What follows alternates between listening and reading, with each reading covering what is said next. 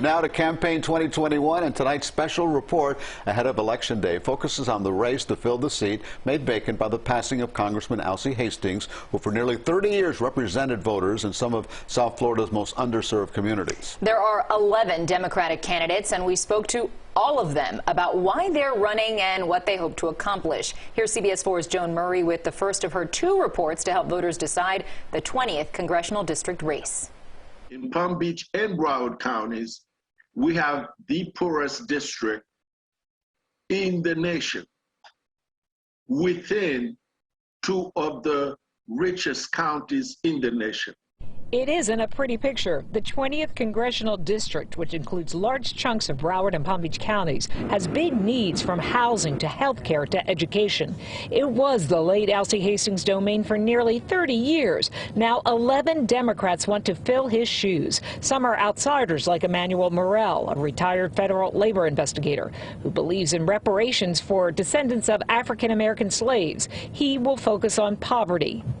We cannot say to people every 2 and 4 years to vote for us and that their lives are going to change when things never change. Frontline medical doctor IMRAN SIDDIQUI is another outsider who wants to be a voice for the voiceless after 20 years in medicine.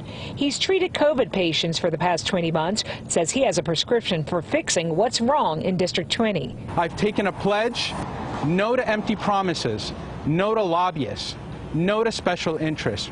We need to fight for the people of this district.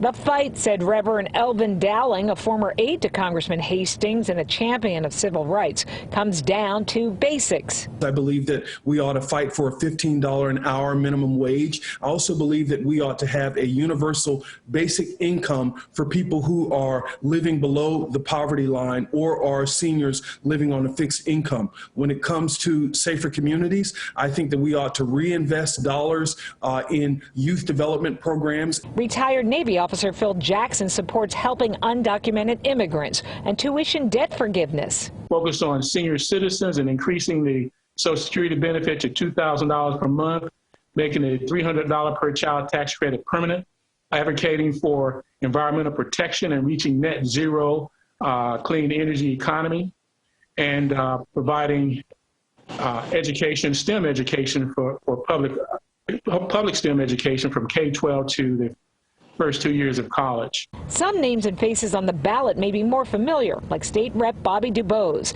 the Democratic leader in the Florida House and a one-time Fort Lauderdale City Commissioner. DUBOSE says he's learned to work with Republicans and that the pandemic has shown a harsh light on District 20. I've lost several friends and families due to the pandemic. And I think a lot of it exposed the lack of affordable health care and folks being able to deal with some of these pre-existing conditions. Former state representative, county commissioner, and past mayor PRISCILLA Taylor sees it too. She has a broad list of priorities for District 20: climate change, helping small businesses, voting rights, and police reform, standing on the shoulders of a political giant. He had the booming voice and could speak so well, but he also had a heart for the people. So I might never have that booming voice that he has, but I do have the heart for the people. While it is a very crowded race on the Democratic side, whoever pulls ahead on Tuesday, even if it's by a few votes, is expected to easily win in January in this mostly Democratic district. In Fort Lauderdale, Joan Murray, CBS 4 News.